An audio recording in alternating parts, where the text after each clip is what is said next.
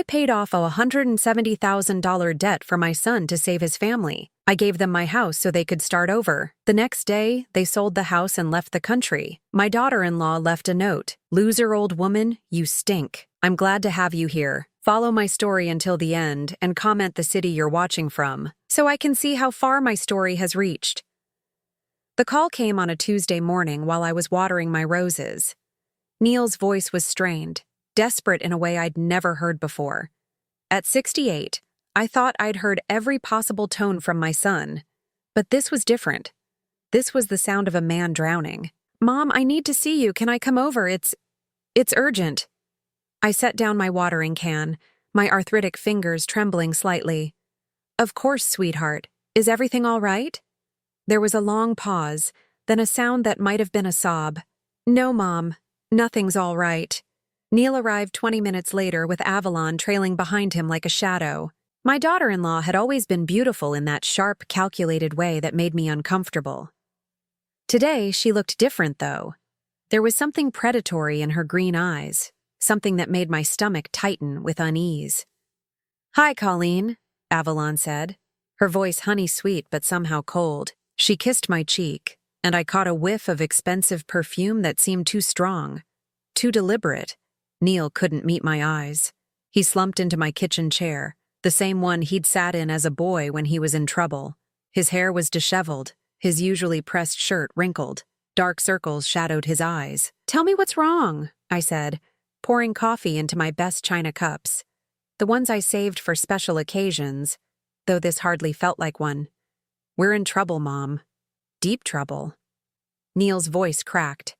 "I made some bad investments, really bad ones. The house is in foreclosure, and the lawyers are saying we could lose everything." My heart clenched. Neil was my only child, my everything since his father died 8 years ago. The thought of him struggling, of little Emma and Jake, my grandchildren, being homeless, was unbearable. "How much?" I asked quietly. Avalon spoke up, her manicured fingers wrapped around the coffee cup. $170,000? That's what we need to stop the foreclosure and pay off the immediate debts. The number hit me like a physical blow. It was almost exactly what I had in my savings account. Money I'd carefully accumulated over 40 years of marriage, supplemented by Harold's life insurance and the small pension from his years at the factory. "Mom, I know it's a lot," Neil said, finally looking at me. His eyes were red-rimmed, pleading, "but I don't know where else to turn. The kids are asking why we're looking at apartments, and I can't tell them we might end up in a shelter." Avalon's hand moved to Neil's shoulder, a gesture that looked supportive but somehow felt performative. "We've exhausted every other option, Colleen." Neil's too proud to ask, but I told him family helps family. There was something in the way she said it that rankled me, but I pushed the feeling aside. This was about my son, my grandchildren. Pride was a luxury I couldn't afford when their future was at stake. "What about the house?" I heard myself asking. "Even if we solve the immediate crisis, where will you live?" Neil and Avalon exchanged a look that I couldn't quite read. "We were hoping," Neil said slowly, "that maybe we could stay here with you, just temporarily until we get back on our feet." My house, the 4-bedroom colonial that Harold and I had bought as newlyweds, where we'd raised Neil, where every corner held memories.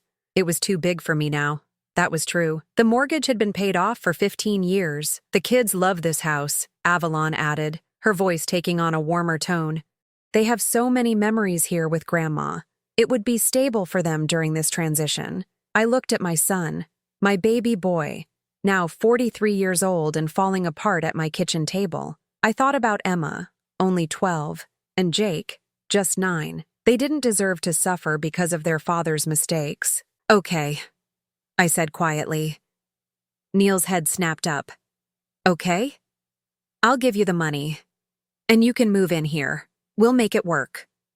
The relief on Neil's face was instant and overwhelming.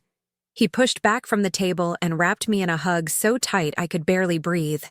"Mom, I can't believe— Thank you. Thank you so much." Over his shoulder, I saw Avalon's expression.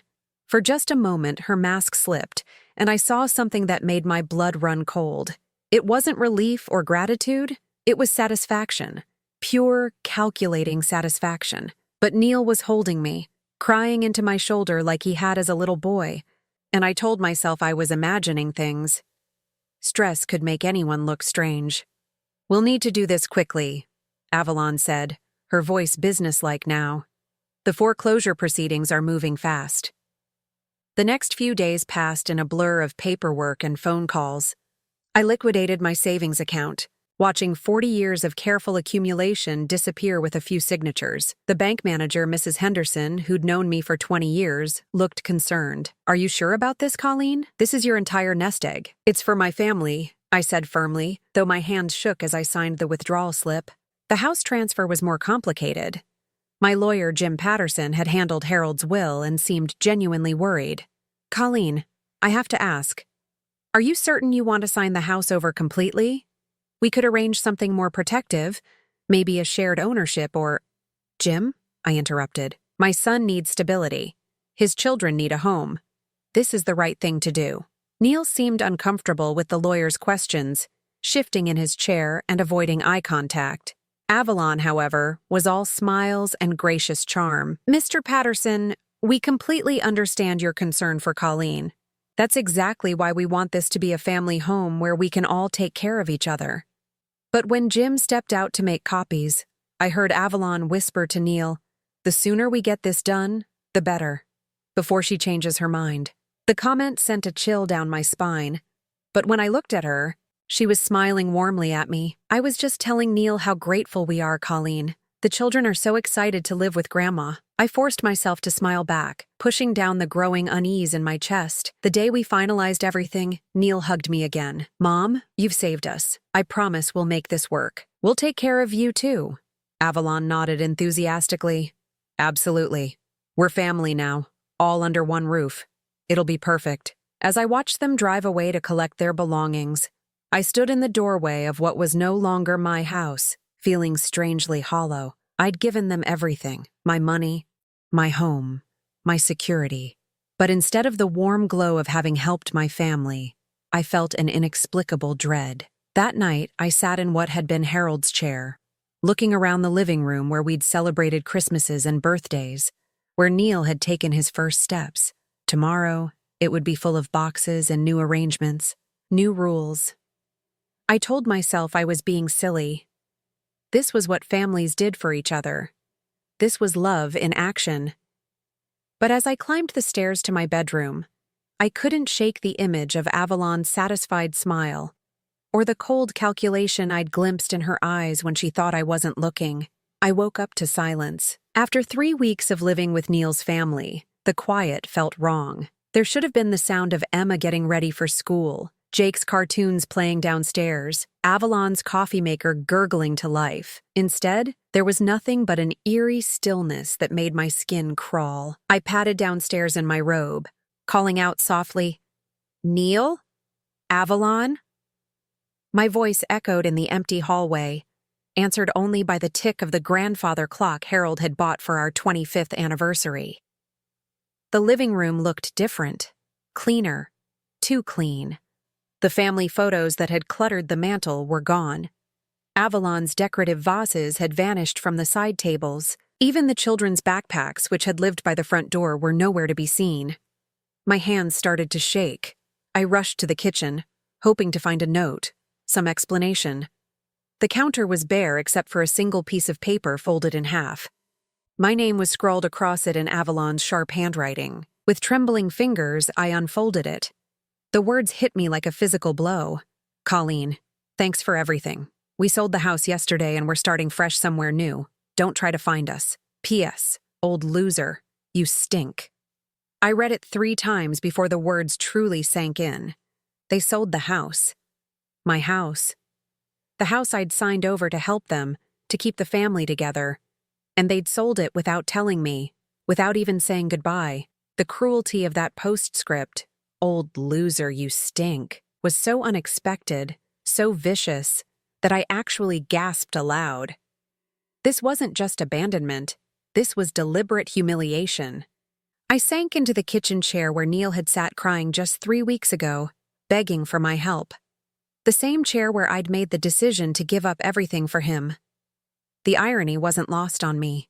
I was now homeless in what used to be my own home. My phone buzzed. A text from an unknown number. House sale went through. New owners take possession Monday. You need to be out by Sunday. Today was Friday. The reality crashed over me in waves. I had no money. I'd given it all to Neil. I had no home. He'd sold it out from under me. I had nowhere to go and less than 3 days to figure it out. I tried calling Neil's number. Disconnected. Avalon's phone went straight to a voicemail box that was full. Their social media accounts had vanished overnight. They hadn't just left me. They'd erased themselves completely, covering their tracks like criminals. I sat at that kitchen table for hours, the note clutched in my hands, trying to understand how I'd been so completely fooled. Every conversation, every gesture of gratitude, every promise to take care of me, all of it had been lies. The worst part wasn't even the money or the house. It was the realization that my son, the baby I'd nursed through fevers and nightmares, the boy I'd cheered at baseball games, the man I'd thought I knew, had planned this betrayal. He'd looked me in the eye and lied with such conviction that I'd never suspected a thing. Around noon, Mrs. Henley from next door knocked on the front door. I could see her through the window, holding a casserole dish and wearing the concerned expression she usually reserved for funerals. "Colleen, I heard voices early this morning, saw the moving truck. Is everything all right?" Moving truck. They'd hired professional movers while I slept, quietly packing their lives away and disappearing like smoke. I opened the door, still clutching Avalon's note. Mrs. Henley took one look at my face and stepped inside without being invited. "Oh, honey, what happened?" The story came out in broken pieces. Mrs. Henley's expression shifted from concern to shock to outrage as I explained about the money, the house transfer, the overnight disappearance. "That's fraud," she said flatly. "You need to call the police." But what crime had they actually committed? I'd willingly given them the money and signed over the house. They'd never promised to let me live there forever. The cruelty was devastating, but it probably wasn't illegal. "What are you going to do?" Mrs. Henley asked gently. I honestly didn't know. At 68, with no savings and no home, my options were terrifyingly limited. I could probably stay in a motel for a few weeks, but then what? Senior apartments had waiting lists. My Social Security barely covered basic expenses, let alone rent in today's market. I might have to call the Salvation Army, I admitted, the words tasting bitter in my mouth. "See if they have any emergency housing?" Henley's eyes filled with tears. "Colleen, you can stay with us while you figure things out. It's not much, but no," I said quickly. "I won't impose on your family. You've got your own troubles." But her kindness, after the calculated cruelty of my own family, nearly broke me. I excused myself to the bathroom and cried until my chest ached. That afternoon, I started packing my belongings into the old suitcases I'd stored in the attic. 40 years of life reduced to a few bags. I found myself touching things I'd taken for granted. Harold's reading glasses still on his nightstand, the quilt my mother had made for our wedding, photos of Neil at every stage of his life. How had that sweet little boy turned into someone who could do this to his own mother? I was folding Harold's favorite sweater when I found the first real estate listing on my phone. Someone had forwarded it to me, probably Mrs. Henley, trying to be helpful. It was my house, described in glowing terms. Charming colonial with original hardwood floors and vintage fixtures. The asking price was $340,000. I stared at the number until it blurred. They'd sold my house for nearly twice what I'd given them. After paying off their supposed debts, they'd walked away with a fortune, my fortune. But there was something else in the listing that made my blood run cold. In the property disclosure section, buried in legal jargon, was a note about ongoing structural assessments and potential foundation issues currently under investigation. Foundation issues. Structural problems. My heart started racing as pieces clicked into place. I grabbed my reading glasses and read the disclosure more carefully. There were mentions of settling concerns and recommended geological surveys and previous homeowner awareness of subsurface instability. I knew about the foundation problems. Of course I knew. Harold and I had discovered them 15 years ago when we'd tried to finish the basement. The whole house sat on what the engineer had called problematic soil composition. Fixing it would cost more than the house was worth, so we'd simply avoided the basement and hoped for the best. Neil knew about it too. He'd been with us when the engineer delivered his report. He'd seen the paperwork, heard the warnings about potential settling and structural compromise. So when I'd signed the house over to them, they'd inherited not just a property, but a massive liability that I'd never disclosed to any potential buyers. Suddenly, Avalon's satisfied smile made perfect sense. They hadn't just stolen from me. They'd stuck me with a worthless property while they fled with my money, except they hadn't fled fast enough. My phone rang. The caller ID showed a number I didn't recognize, but something made me answer. "Mrs. Morrison? This is Jennifer Walsh from Walsh & Associates Real Estate. I'm calling about the property at 47 Maple Street.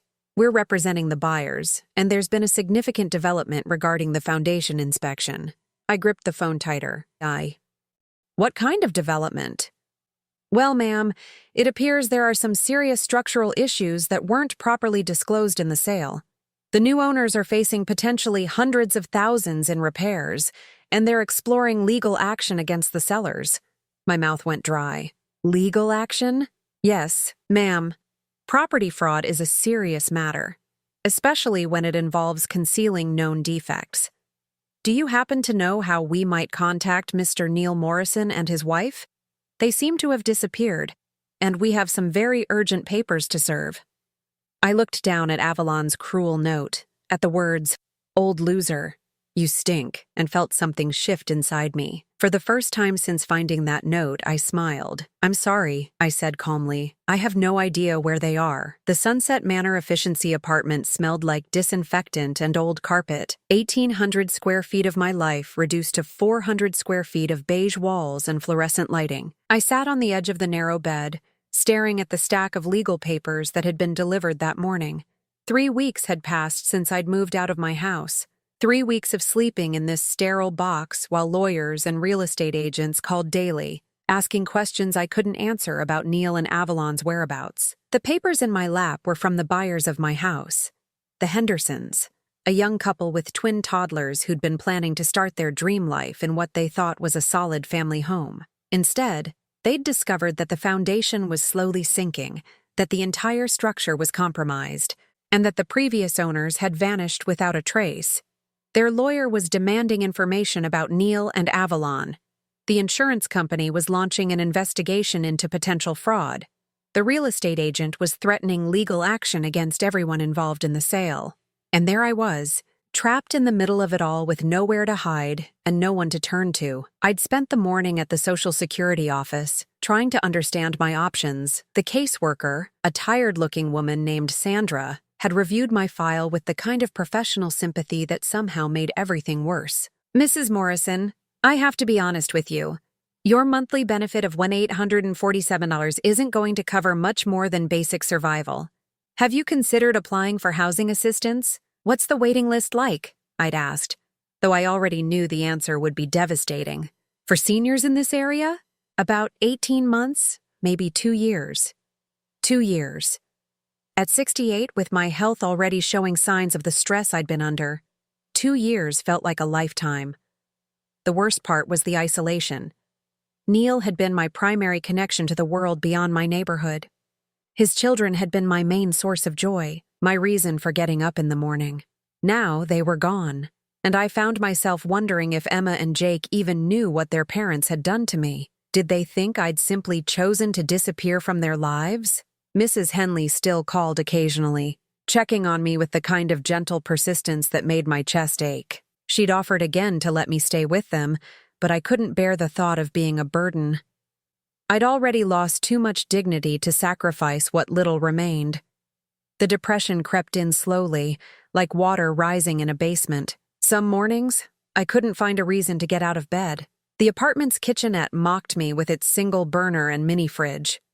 I'd gone from cooking Sunday dinners for my family to heating canned soup for one. I'd started talking to Harold's picture, propped on my nightstand beside the few possessions I'd managed to salvage. I really messed up this time, I told his smiling face one particularly dark evening. You always said I trusted too easily. You were right. The silence that answered me was worse than any argument we'd ever had. I tried to piece together the signs I'd missed, the red flags I'd chosen to ignore, Avalon's constant comments about the house being too big for me, Neil's sudden interest in my financial situation after years of barely staying in touch, the way they'd rushed the paperwork, discouraging me from having my own lawyer review everything. How had I been so blind? The phone rang, startling me from my spiraling thoughts. I almost didn't answer. Most calls these days were from lawyers or collection agencies trying to track down Neil. Mrs. Morrison? This is Detective Martinez with the County Fraud Unit. I was hoping we could schedule a time to talk. My blood turned to ice. About what? About the property transfer and subsequent sale of 47 Maple Street. We've opened an investigation based on complaints from the current property owners. I haven't done anything wrong, I said quickly, though my voice shook. No, ma'am, I don't believe you have. But we need to understand the full scope of what happened. There are some irregularities in the paperwork that suggest this wasn't a standard family transfer. Irregularities. The word echoed in my mind long after I hung up. What had Neil and Avalon done beyond stealing my house and money? What other lies had they told? What other laws had they broken while using me as their unwitting accomplice? That night, I couldn't sleep. I lay in the narrow bed, listening to my upstairs neighbor's television bleeding through the thin walls, and tried to remember exactly what Neil had told me about his debts. The more I thought about it, the more holes appeared in his story. He'd claimed the house was in foreclosure, but I'd never seen any official papers. He'd said lawyers were involved, but he'd never given me their names or contact information. He'd painted a picture of financial ruin so convincing that I'd handed over my life savings without asking for proof. What if the debts had been a lie? What if they'd simply wanted my money and my house, and they'd manufactured a crisis to get them? The thought was so devastating that I actually felt sick. If Neil had never been in real trouble, if this had all been an elaborate con, then my sacrifice had been meaningless. Worse than meaningless, it had been the act of a fool. I got up and made myself a cup of tea with shaking hands, then sat at the tiny table by the window. Outside, the parking lot was empty except for a few cars belonging to other residents who, like me, had nowhere else to go. My reflection stared back at me from the dark window, a pale, thin woman who looked older than her 68 years. The woman in the glass bore little resemblance to the confident person I'd been just a month ago, when I'd had a home and savings and a family. That woman had been naive, but she'd also been loved. Or so she'd thought. I picked up my phone and scrolled through my contacts, looking for someone to call. The list was pitifully short. Most of the entries were businesses or acquaintances rather than real friends. Harold and I had been homebodies, content with each other's company. Neil had been our social life, our connection to the future. Without him, I was truly alone. The next morning brought another phone call from Detective Martinez. This time, he wasn't asking for a meeting. He was informing me that Neil and Avalon had been located. They're in Costa Rica, he said. We're working with international authorities to determine our options for extradition. Costa Rica? The words came out as a whisper. Yes, ma'am. Apparently, they've been there for several weeks. They purchased property there shortly after the sale of your house. Of course they had. While I was sleeping on a narrow bed in a efficiency apartment, worrying about how to afford groceries, they were living in paradise on money that had been mine. Mrs. Morrison, I need to ask you some difficult questions about the condition of the house when you transferred ownership. The buyers are claiming that significant structural problems were concealed during the sale. I closed my eyes, feeling the weight of what I was about to admit. I knew about the foundation issues. You knew? My husband and I discovered them years ago. We never fixed them because the cost was prohibitive. Neil knew about them too. He was there when we got the engineer's report. There was a long pause. Mrs. Morrison, did you disclose these issues to your son when you transferred the property? No, I said quietly. I thought they were going to live there. I thought it would be a family home. I never imagined they would sell it. Another pause. Longer this time. Ma'am, I think you need to speak with a lawyer. It's possible that you're a victim here, not a perpetrator. But the situation is complex, and you need legal representation. A victim. The word should have provided some comfort, but instead, it only reinforced how completely I'd been destroyed. I was a victim without resources, without family, without hope of recovery. After I hung up, I sat in my chair by the window and watched the world go by outside. Other people living their normal lives, going to work, visiting family, secure in their homes and relationships. I envied them their certainty, their trust in the people they loved. But as the day wore on, something began to shift inside me. The despair was still there, but underneath it, I felt the first stirrings of something else: anger. Neil and Avalon were living in Costa Rica on my money, probably laughing about the old loser they'd left behind. They thought they'd won, thought they'd gotten away with it. They had no idea what they'd actually done to themselves.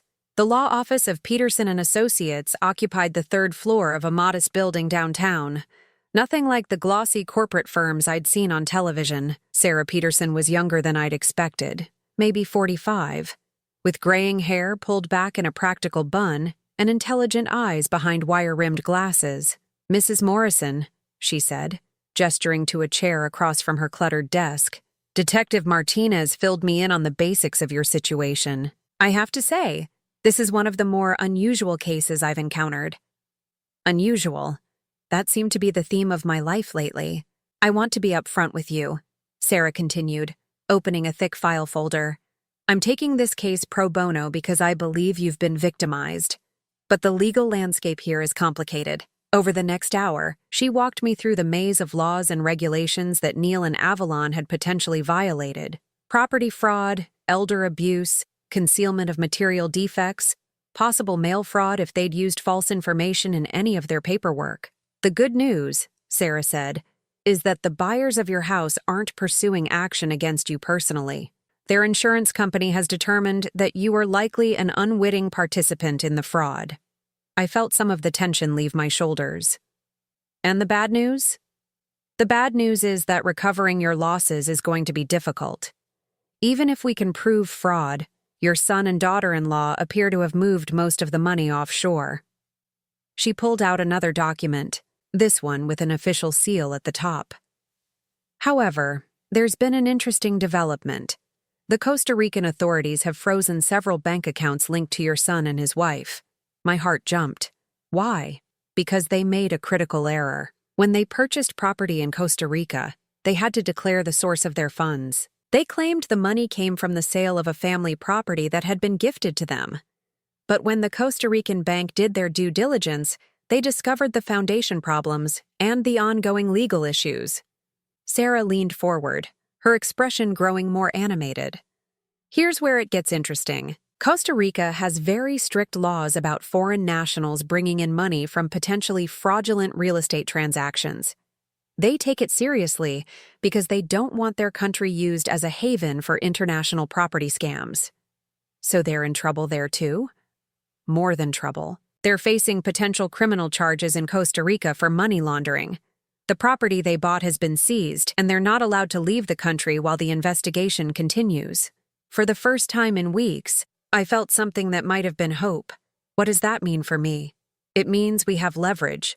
And it means they're probably desperate to resolve this situation before the Costa Rican authorities decide to prosecute. Sarah pulled out her phone and showed me a news article from a Costa Rican English-language newspaper. The headline read, "American couple detained in property fraud investigation." Below it was a photo of Neil and Avalon being escorted from what looked like a police station. Seeing them in handcuffs should have made me sad. Neil was still my son, still the little boy I'd raised and loved. But all I felt was a cold satisfaction. They looked terrified and disheveled, nothing like the confident criminals who disappeared with my life savings. "There's something else," Sarah said, pulling my attention back to the conversation. "The foundation problems with your house? They're worse than anyone initially realized." She handed me an engineering report that had been commissioned by the new owner's insurance company. I scanned the technical language, struggling to understand the implications. What does this mean in plain English? "It means the house is essentially uninhabitable. The foundation has shifted so much that the entire structure is compromised. The repair costs are estimated at over $400,000, more than the house is worth. I stared at the report, remembering Harold's worried face 15 years ago when the first engineer had delivered his assessment. We knew it was bad, but not this bad. The interesting thing is the timeline, Sarah continued. According to this report, the deterioration accelerated significantly in the past 5 years. What that means is that your son and daughter-in-law were living in a house that was literally falling down around them, and they knew it. But they never said anything to me? Because they were planning this all along. Think about it. They could have asked you for help with repairs, could have worked with you to address the foundation issues properly. Instead, they waited until the house became your liability, then disappeared with your money while leaving you responsible for a worthless property. The calculated cruelty of it took my breath away. This wasn't a desperate act by people in crisis. This was a long-term plan to defraud me while destroying my life in the process. There's more, Sarah said gently. We've been investigating your son's financial history. The debts he claimed to have, the foreclosure proceedings. There's no record of any of it. I felt the room spin slightly. None of it was real? None of it. In fact, based on what we can determine, Neil and Avalon have been financially stable for years. They both had good jobs, a decent savings account, and no significant debts beyond normal household expenses. The betrayal cut deeper than I'd thought possible. Every tear Neil had shed in my kitchen, every desperate plea for help, every promise to pay me back, all of it had been theater. Why? I whispered. Why would they do this to me? Sarah's expression softened. From what we can piece together, they'd been planning to leave the country for some time. They needed liquid capital to purchase property abroad and establish themselves in Costa Rica. Your house and savings represented an easy source of funding. Easy, I repeated bitterly. I'm sorry, I know how difficult this must be to hear. I looked out the window at the busy street below, watching people hurry past with their everyday concerns and normal families. What happens now? Now we have some choices. The Costa Rican authorities are willing to work with us if your son and daughter-in-law agree to make restitution. They want this resolved quickly to avoid an international incident. And if they don't agree, then they face prosecution in Costa Rica, which could mean years in prison and complete forfeiture of their assets. Either way, you're likely to recover at least some of your losses. Sarah handed me another document. This one marked Settlement Proposal. They've already indicated through their Costa Rican lawyer that they're willing to negotiate. I looked at the numbers on the page. It wasn't everything I'd lost, but it was enough to give me back some semblance of security.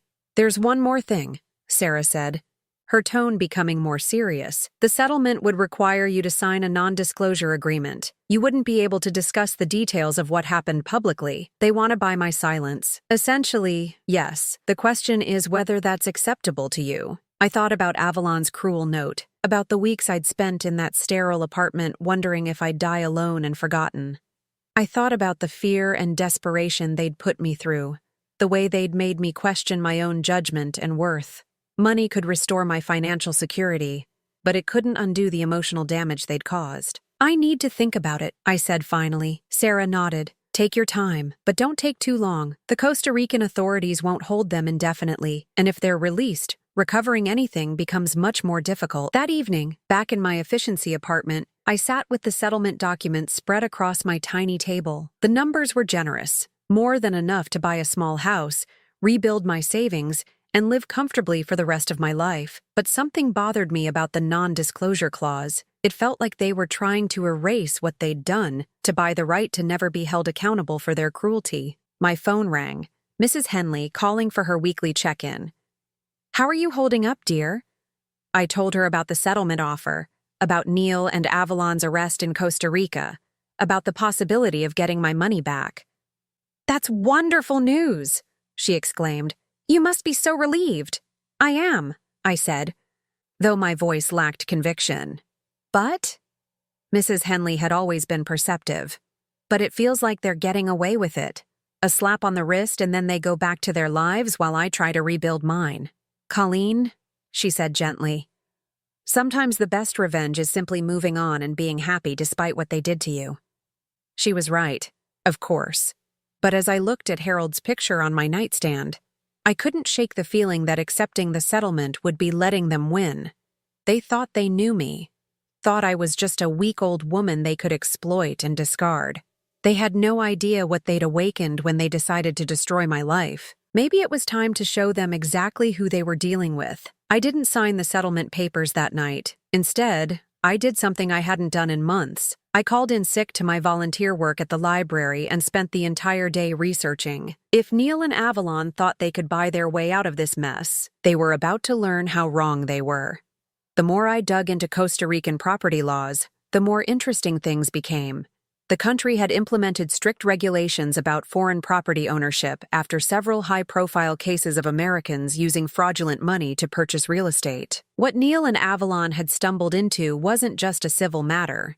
It was a criminal investigation that could result in permanent deportation and lifetime bans from re-entering the country. But there was something else. Something that made my blood run cold when I fully understood its implications.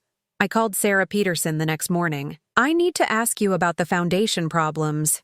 You said the deterioration accelerated in the past 5 years? That's correct. The engineering report shows significant settling that appears to have begun around 2019. Sarah, Neil, and Avalon moved into that house in 2020. They've been living there for 3 years. Knowing the foundation was failing, there was a pause on the other end of the line. What are you getting at, Colleen? I'm getting at the fact that they didn't just know about the foundation problems when they took the house from me. They caused them to get worse. I explained what I'd remembered during my sleepless night. The basement renovations Neil had insisted on doing himself. The way he'd dismissed my concerns about cracks appearing in the walls. The mysterious water damage that had required extensive repairs that I'd been told were too technical for me to understand. He wasn't trying to fix anything, I said, my voice growing stronger with each word. He was making it worse. Deliberately. Sarah was quiet for a long moment. Colleen, what you're suggesting is that your son intentionally damaged the property to reduce its value before transferring it to himself. And then lied about debts and foreclosure to manipulate me into giving it to him for nothing. That's not just fraud. That's criminal conspiracy spanning multiple years. Can you prove it? I think we can. The engineering report includes photos of the damage, and some of it definitely looks like it could be the result of intentional interference rather than natural settling. If we can get the contractor records for the work Neil claimed to be doing. My hands were shaking, but not from fear this time. From rage, pure, white-hot rage at the depth of their betrayal. There's something else, I said. The water damage I mentioned? Neil told me the insurance company covered most of it, but I had to pay a $5,000 deductible. I gave him the money. Do you have records of that payment? I have the check stub. He said the insurance company required it to be made out to the restoration company directly. What was the name of the company? I dug through my file of important papers until I found it. Avalon Restoration Services. Dead silence on the other end of the line. Sarah? Colleen? I need you to sit down. Avalon Restoration Services was incorporated in Delaware 3 years ago. The sole owner is listed as Avalon Morrison, your daughter-in-law. The room started to spin. They hadn't just stolen from me once. They'd been systematically defrauding me for years, creating fake emergencies and phantom businesses to extract money while simultaneously destroying the value of my property. How much? I whispered. I'll need to do a full audit, but based on what you've told me, we're looking at potentially tens of thousands of dollars in fraudulent charges over the past 3 years. I thought about all the times Neil had called with urgent repair needs. All the cash I'd handed over without question because I trusted my son. All the times Avalon had been so grateful for my help, while she was literally stealing from me. They played a long game, I said, more to myself than to Sarah. A very long game, and a very stupid one, because now we have a paper trail going back years. That afternoon, Sarah and I met with Detective Martinez again, this time with a stack of evidence that painted a picture of calculated, long-term elder abuse and fraud. The detective's expression grew grimmer as we laid out the timeline. This changes everything, he said finally. We're not talking about a desperate couple making bad decisions. This is organized criminal activity. What does that mean for the Costa Rican situation? Sarah asked. It means we're going to request extradition for prosecution here. The charges we can file now are much more serious than anything they're facing there. He turned to me. Mrs. Morrison, I want you to understand what this means. If we pursue this course, your son could be looking at 5 to 10 years in federal prison. Your daughter-in-law could face similar charges. This isn't a slap on the wrist anymore. The weight of it hit me like a physical blow.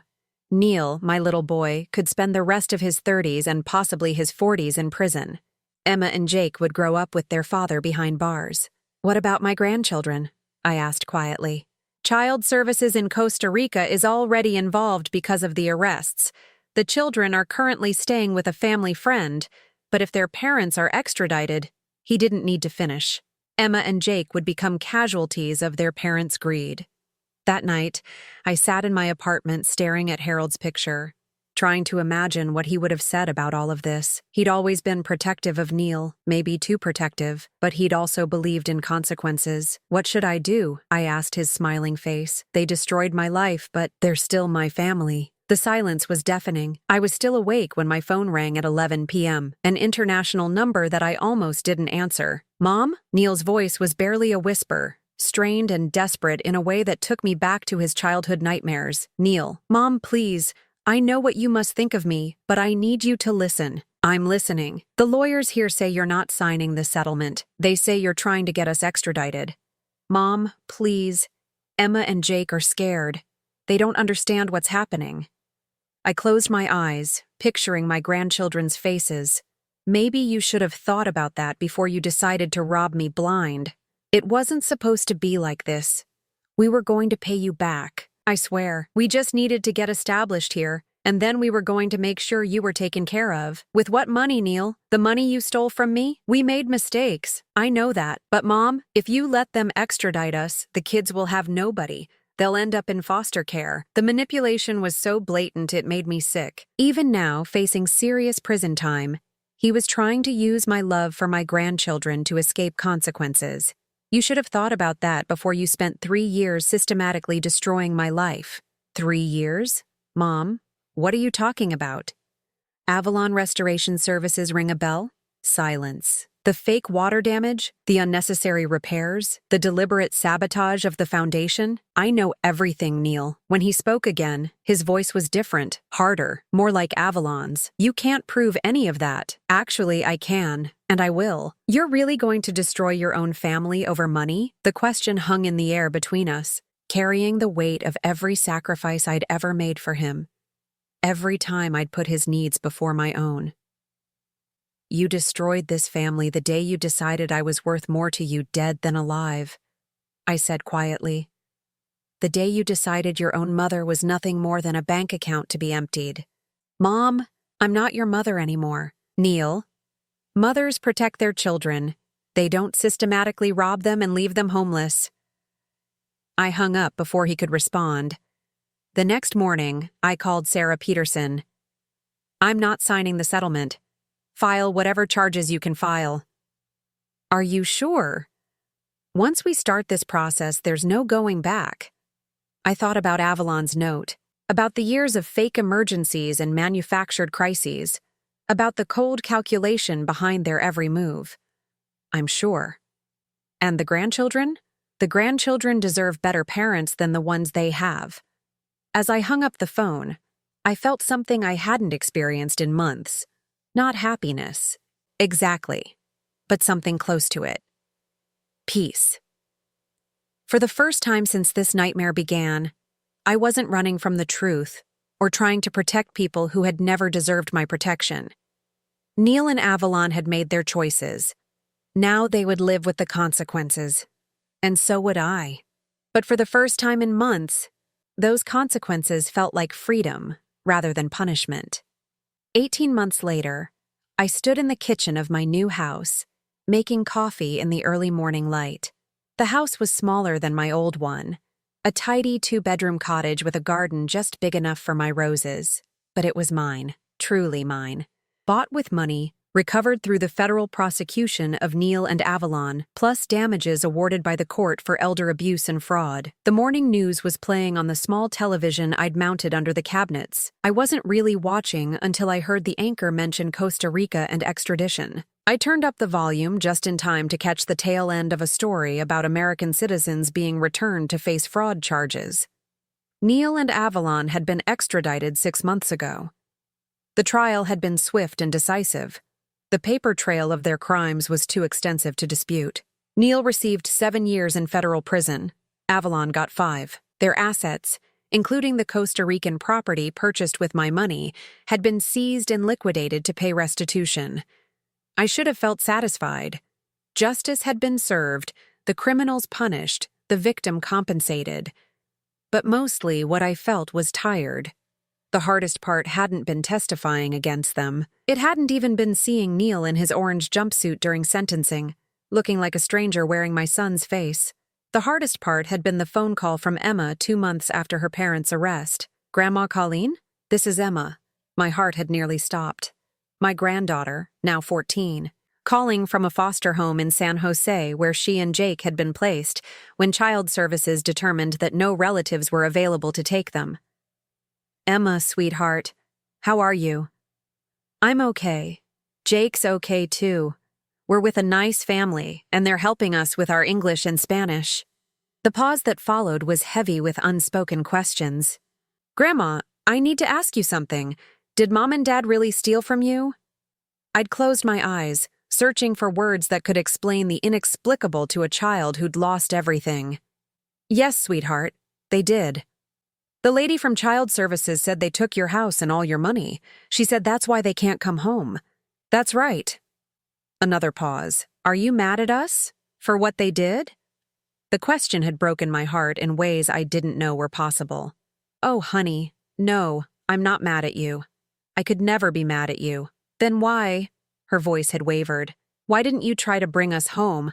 The lawyers said you could have asked for custody." And there it was. The question I'd been dreading, the decision that haunted my sleepless nights. "Emma, I wanted to. I wanted to so badly. But I'm 69 years old, and I was living in a tiny apartment with no money. I couldn't take care of you the way you deserved. We wouldn't have minded being poor with you." The simplicity of her statement, the faith it implied, had nearly destroyed me. "I know, sweetheart. But sometimes love means wanting better for someone than what you can give them." We'd talked for an hour that day, and I'd learned that the foster family was wonderful. A bilingual couple with grown children of their own who specialized in helping American kids navigate the Costa Rican system. Emma was learning Spanish, Jake was playing soccer, and they were both doing well in school. They were building a life without me, without their parents, without any of the family they'd been born into. I'd sent money for their expenses, of course. Christmas and birthday gifts. Care packages filled with American snacks and books, but I hadn't seen them since that day they'd disappeared from my house, and I probably never would again. The coffee finished brewing, and I poured myself a cup, adding cream from the little pitcher that had been my mother's. Simple pleasures were more meaningful now that I'd lost and regained the ability to afford them. My phone buzzed with a text from Mrs. Henley, who had become my closest friend in the aftermath of everything. She checked on me daily, invited me to her family dinners, and never once said, "I told you so," about Neil and Avalon, though she'd had her suspicions from the beginning. "Coffee this morning. I have news about the Peterson girl." Mrs. Henley's niece was getting married, and she'd been planning the celebration for months. Normal family drama, the kind I'd once taken for granted and now envied with an intensity that sometimes surprised me. I texted back, "Come over. I'll make breakfast." 20 minutes later, she was at my door with a box of pastries from the bakery downtown and her usual morning energy. "You look better," she said, studying my face as I let her in. "More rested." It was true. The nightmares had finally stopped, and I was sleeping through the night for the first time in 2 years. The constant anxiety about money, about housing, about what Neil and Avalon might do next, all of it was gone. "I feel better," I admitted, leading her to the kitchen table. "Lighter, somehow." That's what happens when you stop carrying other people's guilt. Mrs. Henley had a way of cutting straight to the heart of things.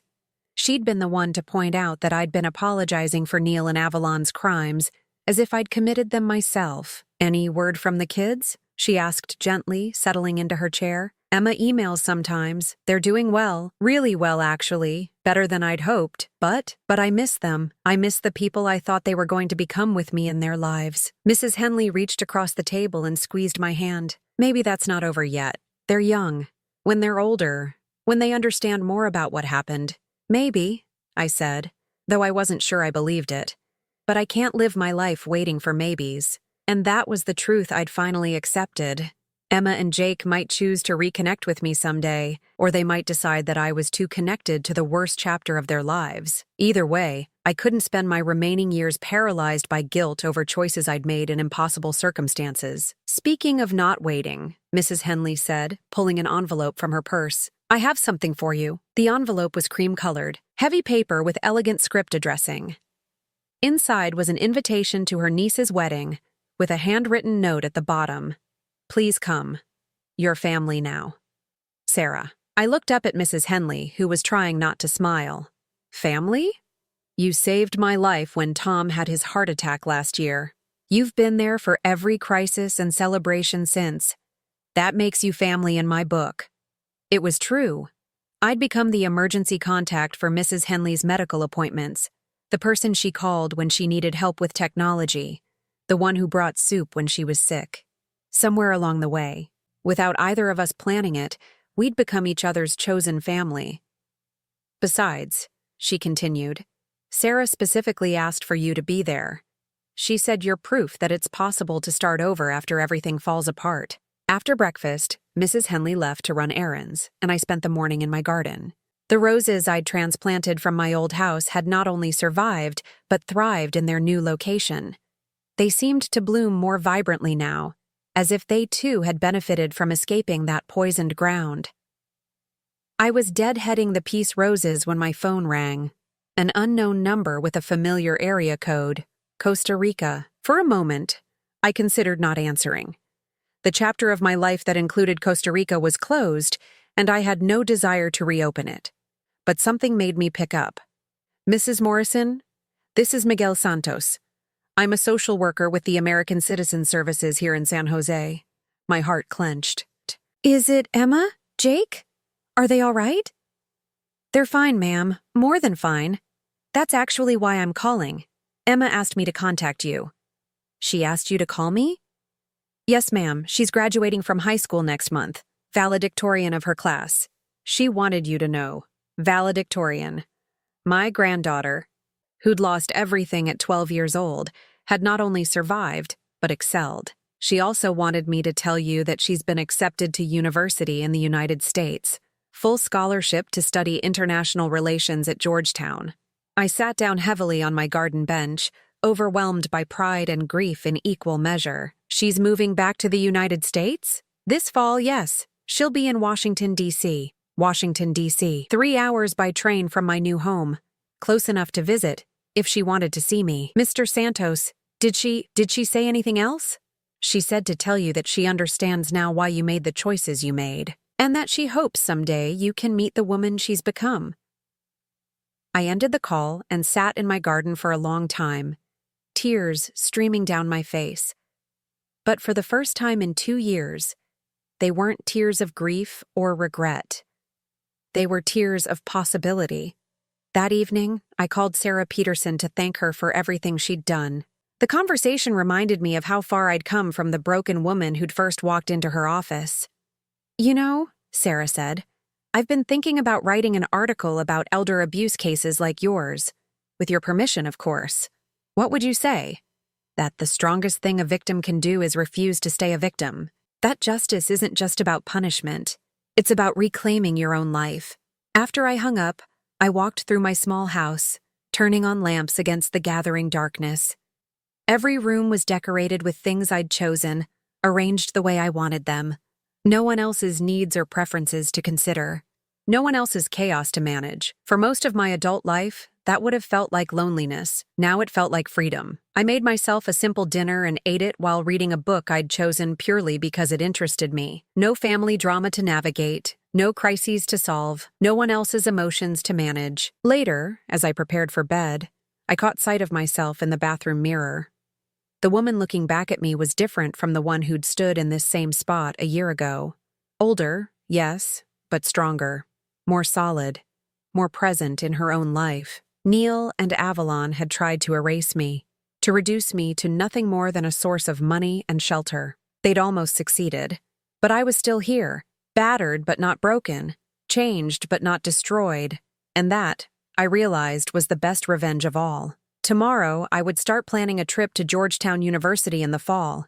Maybe Emma would want to see me, maybe she wouldn't, but I would be there, available if she needed me, ready to meet the remarkable woman my granddaughter had become despite everything. I turned off the lights and climbed into my own bed, in my own house, surrounded by the peaceful silence of a life that finally belonged entirely to me. For the first time in decades, I fell asleep smiling. Now, I'm curious about you who listened to my story. What would you do if you were in my place? Have you ever been through something similar? Comment below. And meanwhile, I'm leaving on the final screen 2 other stories that are channel favorites, and they will definitely surprise you. Thank you for watching until here.